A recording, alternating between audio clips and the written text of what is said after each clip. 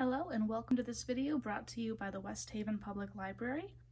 In this video we will be making a macrame keychain, and this is part of our September take-home adult craft. So if you had signed up for this program, you would have picked up a brown paper bag from the library with all of the supplies that you would need in it.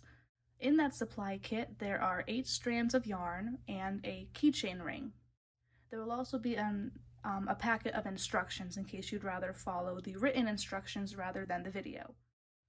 And the final thing that you need is either tape or a clipboard. This is to hold down the keychain as we're working on it. So you can use regular Scotch tape like I've got here, you could use packing tape, you could use a clipboard to hold the key ring in place. Whatever you have lying around your house will do just fine.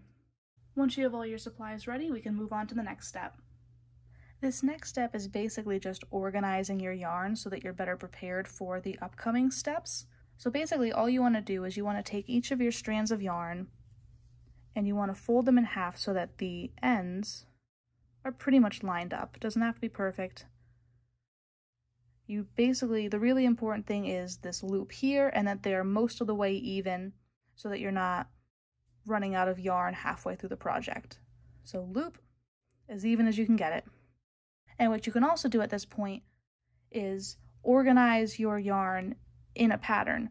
Mine, the color changes very quickly, so for me there really was no point in organizing this.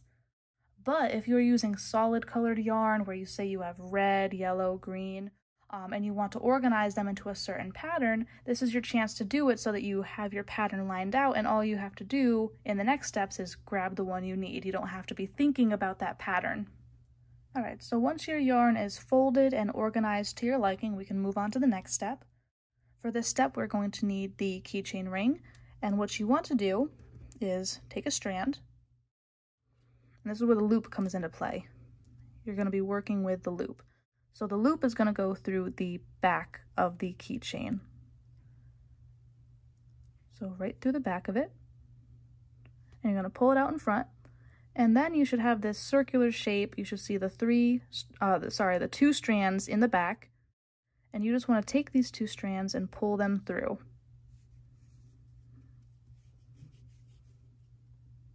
Alright, you should have a little shape like this, and once you tighten it, it'll be more secure. Alright, so let's do the next one. Take your strand of yarn, go for the loop. The loop goes behind the keychain and through. There we go. All right, you'll have this little rounded shape, and you've got your 2 strands in the back. The 2 strands you're going to grab and pull right through.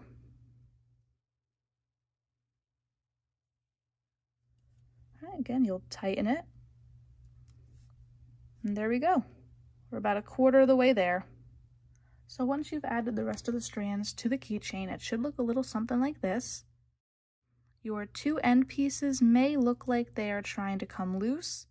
You don't have to worry about that because once we start making the knots, it'll be secured into place. So don't have to worry about that at all. The next step is we want to secure our keychain and our yarn to our work surface. So this is where the tape or the clipboard is going to come in handy. So you basically just want to put about 4 or 5 strips of tape on here. I just used basic Scotch tape, so I used about 5 strips. Stronger tape you may need less, and of course the clipboard, it'll just hold it in place. You don't need to replace it. If it comes undone, you just clip it again. But it'll stay in place for the most part, and of course if it does pop out, you just tape it a little bit more, stick it back under the tape. It's going to happen at some point because we are making knots and pulling on the yarn. So once our little project is secure, we want to now split up the yarn. So we started with 8 strands, so we can just straight down the middle and have 4 on each side. And then once you've done this, you also just want to separate it so there's some room between them, so that it's easier to tell them apart, especially if they're the same color.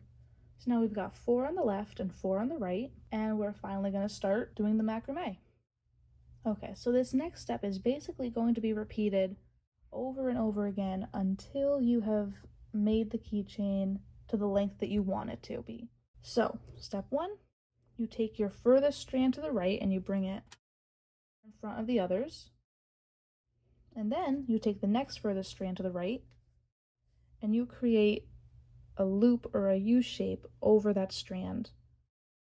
Now this loop, you want to pull the strands underneath our front strand, and you're just going to pull it all the way back up to the keychain, and you are going to do it one more time. So create a loop and pull the string up until you get to the key ring. Okay, so this strand stays in front no matter what. Don't take it out of there, but this other strand, you can toss it up to the right side. We don't need it now. We've done our 2 knots. So now you take the next one and do the exact same thing. You create a loop over, you pull under, you tighten the knot, and do it a second time. So create your little U-shaped loop, pull it through, and tighten it. And if your keychain comes loose like mine just did, just stick it back under the tape. Add more tape if you think it's necessary. All right, and now the third strand. So create the loop over our center string, pull it through, tighten the knot, and one more time. 2 knots per strand. There we go. So you want to keep this strand right down here. We're going to work with it again later, but not right this second. And then these 3 we're done with for the time being, but they can stay up in the top right, that's fine. So now we're going to work on the left side. Same thing as the other side, except that it's mirrored. You are taking the farthest strand to the left and bringing it straight down. You can move this one over just a little bit so you have some room to work with. And now we are taking the furthest strand to the left and we are looping it over to make that U-shaped. And actually, when you look at it like this, it looks like a 4. So you can think about the left side is 4 and the right side is a backwards 4 when you make the loop. But same things, you're making your loop, bringing it under, and you are pulling all the way to the key ring. And then again, so make your loop over the strand, looks like a 4, and pull it a second time.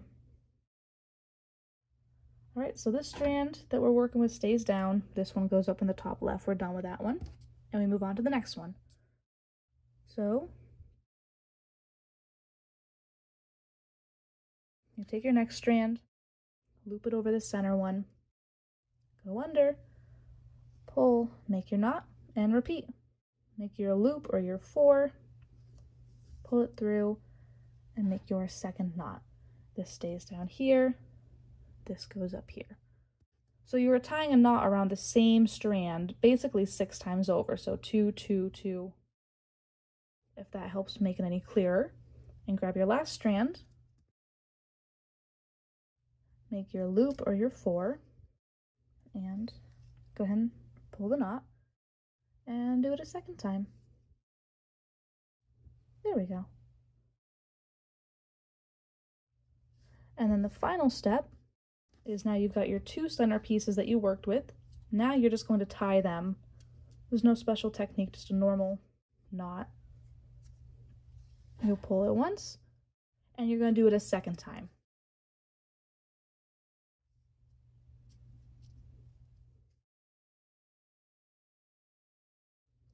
There we go. And now you're back to 4 strands on each side again. And this is what it looks like. So you are basically just going to repeat these steps over and over and over again. This is now your furthest strand. You're going to bring it down, and these next 3 are what you're going to tie around it to do 2 knots, 2 knots, 2 knots, and then you'll be left with this one in the middle, and you'll do the same thing for the left side. We'll bring in this one down, and then you've got 2 knots, 2 knots, 2 knots. So you are just going to repeat the exact same thing over and over again until this comes down to the length that you want it. You can make one very short, you can make it very long, you can go until you run out of string or yarn. Okay, so I will not go through the entire process of making the length of it in this video because it is just the same steps over and over again. But I'll give you a few pieces of advice before I go. So, if you look at mine, you'll probably notice that this side is a lot longer and a lot looser looking. There's this huge gap here that there isn't on this side. That is because my knots were not tight enough. In my case, it's because I'm working at a very weird angle to get this on camera, so I could not tie the knots very tight without knocking over my whole setup. In your case, just make sure you are making the knots tight so that they are flush up against the next row, just like how this first one went through. If you are finding that one side is coming out longer than the other, it is pretty much always the same issue. Your knots are not tight enough. I find that happens a lot with the last. When you are tying this third string over here, sometimes there is a big gap. So if you just focus a lot and make sure that that knot is tighter, and you're just kind of watching to make sure that it is flush and you're not leaving gaps, that'll help you out a lot. Alright, so once you have repeated those steps until you have made your keychain as long as you would like it to be, this is about what it will look like.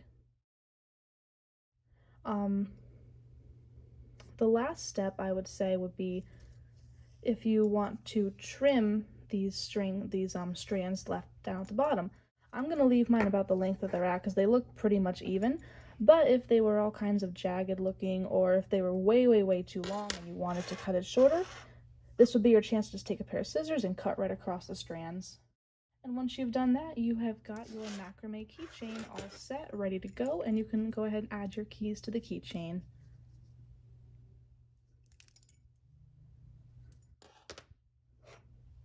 Alright, so that is everything that you have to do for this craft to make your macrame keychain.